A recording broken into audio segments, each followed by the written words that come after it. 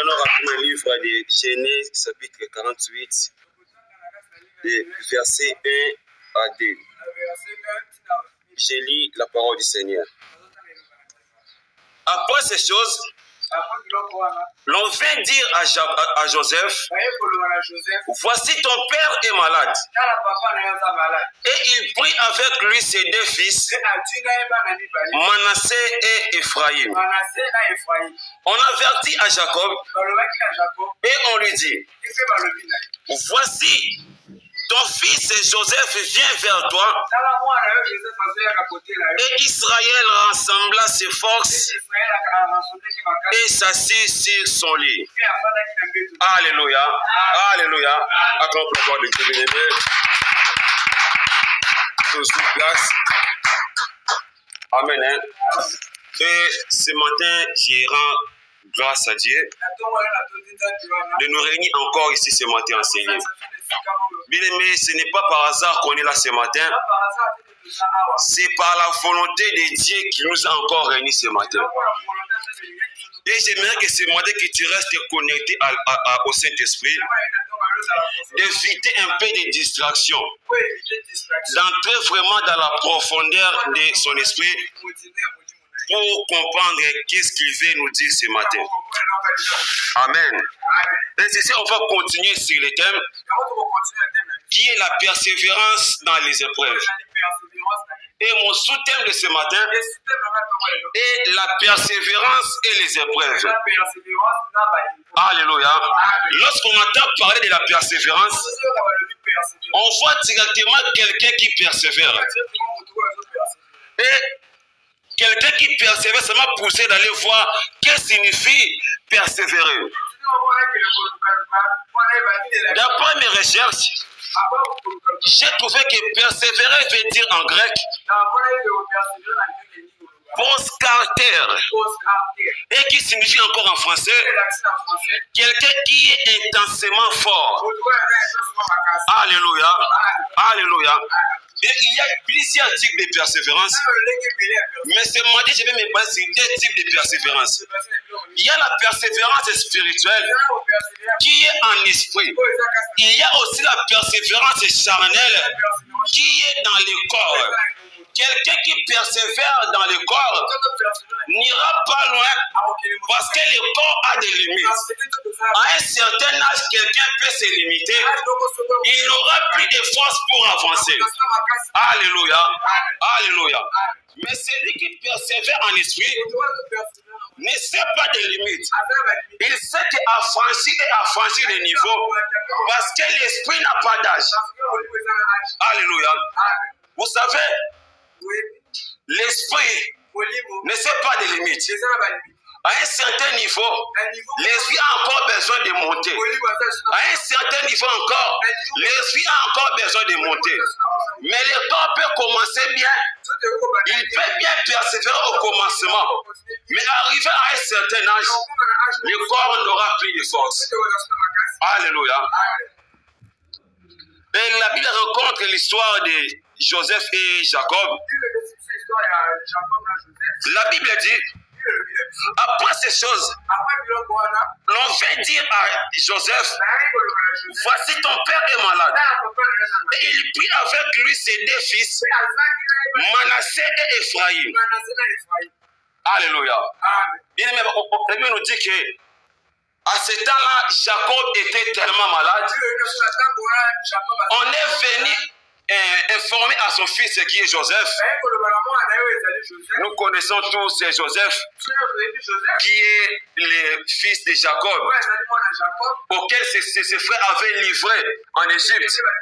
Et par la grâce de Dieu, Joseph a été devenu comme un ministre en Égypte.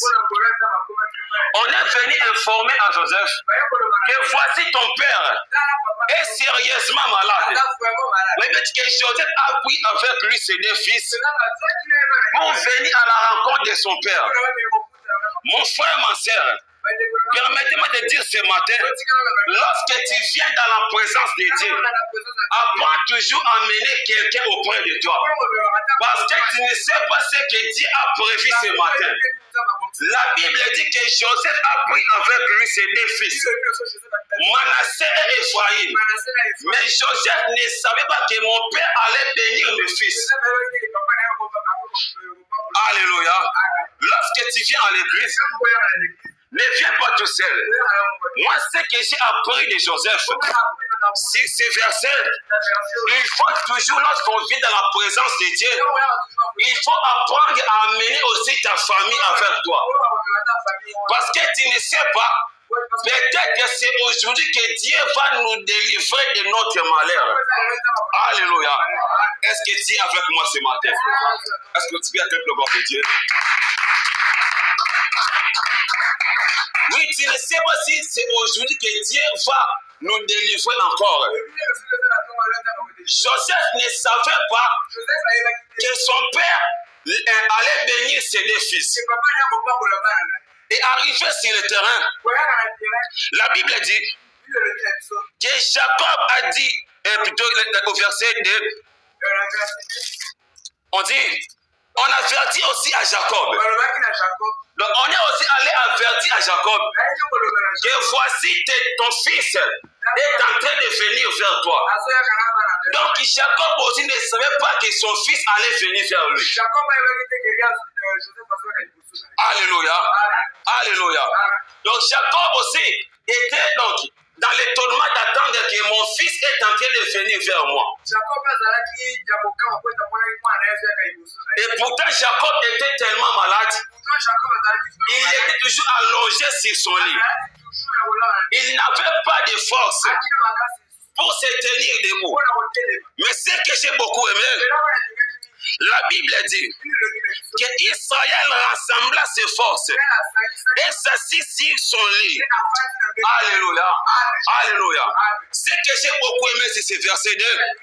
La Bible n'a pas mentionné le nom de Jacob, mais la Bible mentionne le nom d'Israël qui va rassembler ses forces. Ça m'a encore poussé d'aller voir dans le livre de Genèse, là où Jacob a pris le nom d'Israël. C'est parce qu'il avait lutté avec Dieu. Laissez-moi vous dire une chose. Pour moi, le nom d'Israël était le nom qui a été donné à l'homme intérieur qui était à Jacob. Alléluia. Alléluia. Le monde pouvait voir Jacob, mais Dieu voyait Israël au-dedans de Jacob. C'est pour ça qu'il lui a nommé au nom d'Israël. Parce qu'il avait lutté avec Dieu. Personne ne peut lutter avec Dieu dans le physique. On lutte qu'avec Dieu dans l'esprit. Bien que Jacob était dans le physique, mais ce n'est pas le physique qui luttait avec Dieu. C'était l'esprit de Jacob qui luttait avec Dieu. Est-ce que Dieu est avec moi ce matin? Est-ce que Dieu est avec moi ce matin? Acclame pour ce qui est béni. Alléluia. C'est par là que Jacob avait pris le nom d'Israël. Et ici au verset 2, la Bible dit qu'Israël rassembla ses forces. Qui veut autrement dire que l'esprit de Jacob rassembla ses forces pour bénir ses deux petits-fils. Alléluia. Alléluia. Mes frères et sœurs, je t'invite à persévérer en esprit et non dans la chair. Parce que dans la chair, tu auras toujours des limites. Dieu a dit à Jean, il a dit monte ici. C'était au monde des esprits.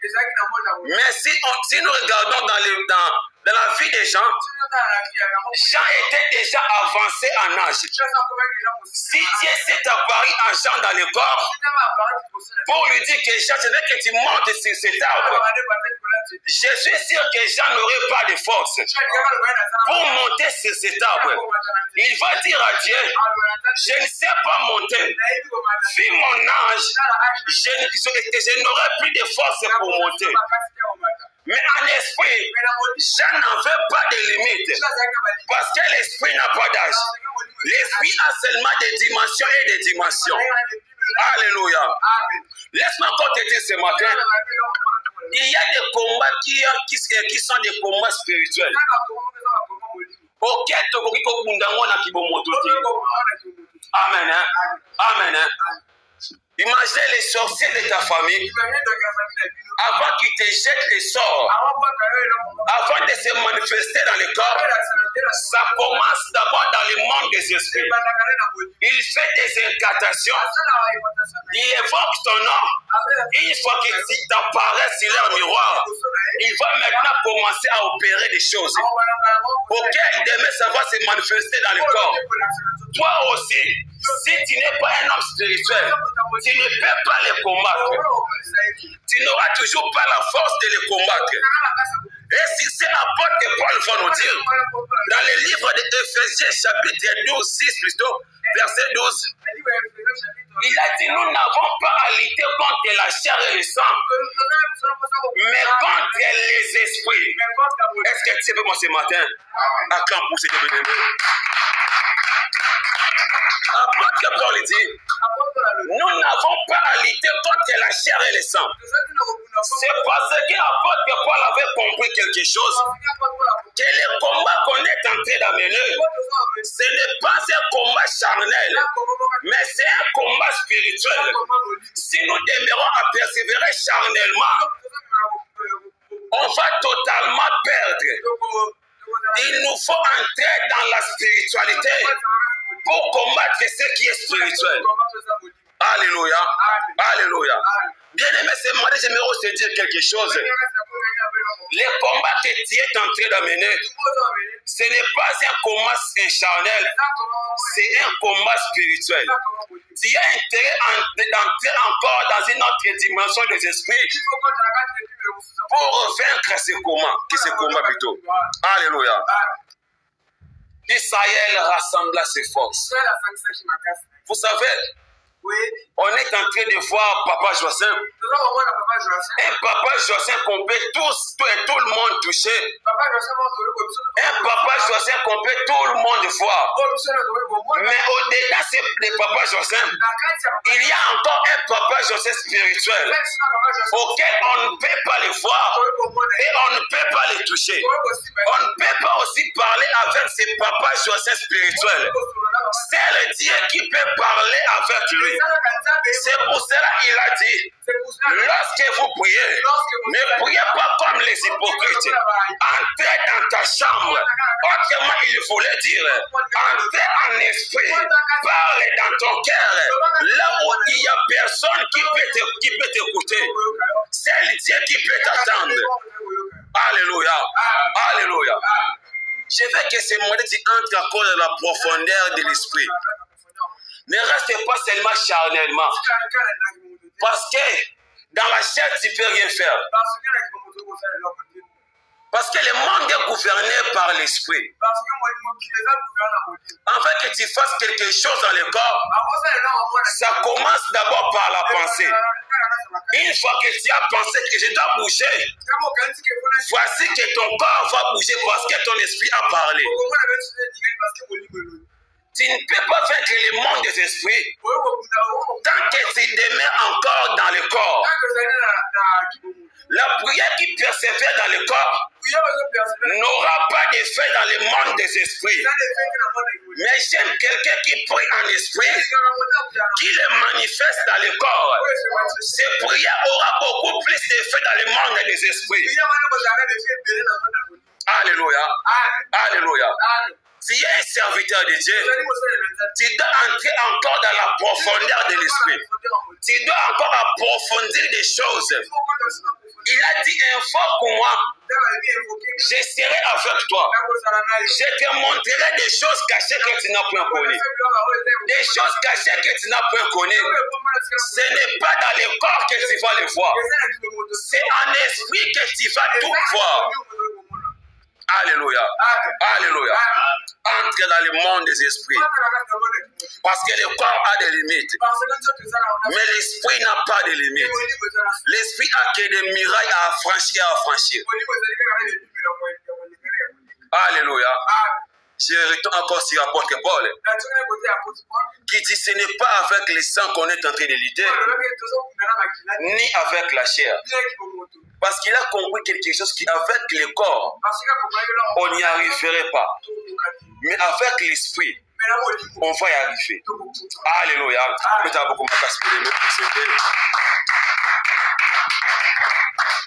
Ce Dieu est tellement merveilleux. C'est pour cela qu'il nous a choisi de nous parler ce matin. Moi, je n'ai pas peur des esprits. Mais si j'arrive à voir les esprits, je glorifie Dieu. Alléluia. Imaginez, ok, peut-être qu'il y a quelque part dans la toilette, au monde esprit morobe. Mais ce qui m'étonne, un chrétien qui voit peut-être une sorcière en train de faire des incantations, directement il s'enfuit et il a eu peur. Mais moi au contraire je glorifie Dieu. Parce qu'on ne peut pas voir ce qui est spirituel si on n'est pas connecté à l'esprit. Si j'arrive à voir ces incantations qui est en train d'opérer en esprit, c'est que dans ces instants-là, je suis aussi à une autre dimension des esprits. C'est que mes yeux sont aussi ouverts pour voir ce qu'il est en train de faire. Un enfant de Dieu, n'ayez pas peur. Je le répète, n'ayez pas peur. Peu importe le combat, tu dois persévérer en esprit, manifester dans le corps. Alléluia. Alléluia.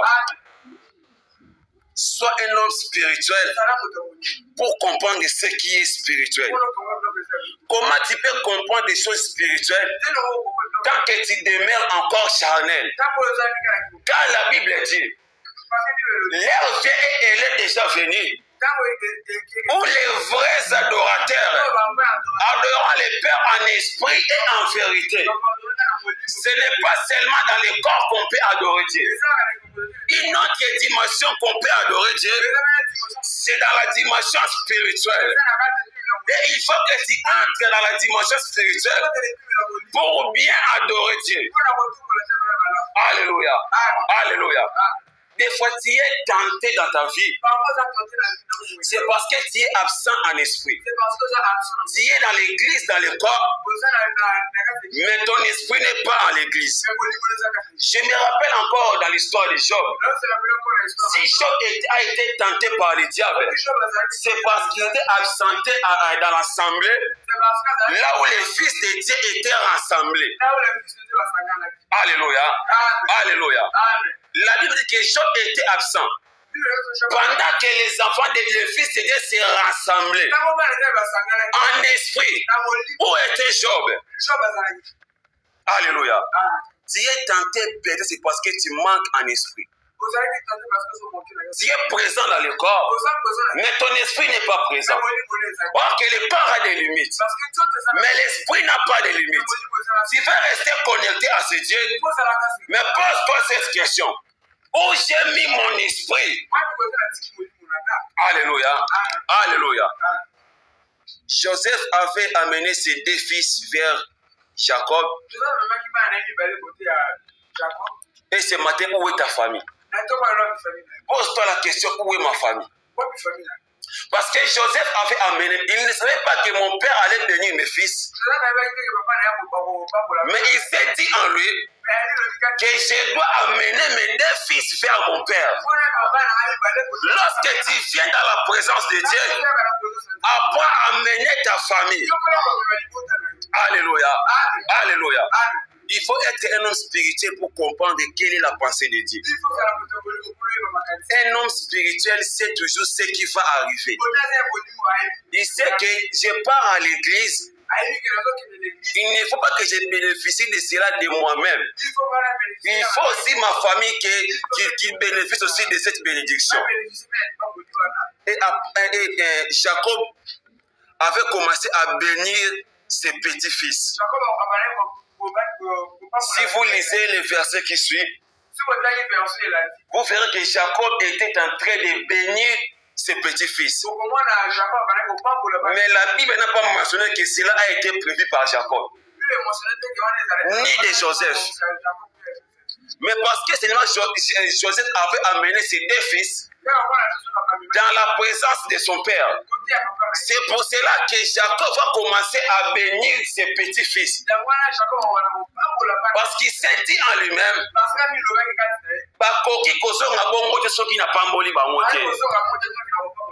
Alléluia. Alléluia.